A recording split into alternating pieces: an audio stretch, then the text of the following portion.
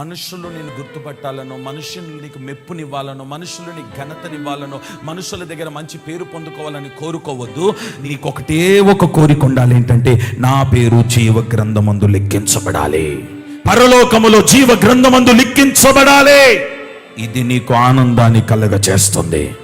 ఈ క్షయమైన శరీరము కొరకు నువ్వు ప్రాకులాడుతున్నావే, జీవ గ్రంథములో నీ పేరుందో లేదో ప్రాకులాడుతున్నావా? నా 2 చేతులు జోడించి దండం పెడుతున్నాను. నీ పేరు ఎక్కడ ఉందా, ఎక్కడ రాయబడాలో నువ్వు వెతుకొద్దు. ఒకటే ఒకటి కోరుకో, నా పేరు జీవ గ్రంథములో లిఖించబడితేనే అది నాకు ఆనందం. ఫలానోలు హృదయములో నేను ఉండాలి అని కోరుకుంటున్నావు కదా, యేసయ్య హృదయములో నువ్వు ఉండాలని కోరుకుంటున్నావా? ఫలానోలు నా గురించి ఆలోచన చేస్తున్నారా లేదా అని అనుకుంటున్నావు, అది నీకు అవసరం లేదు. యేసయ్య ఆలోచనలో నేనున్నానా లేదా?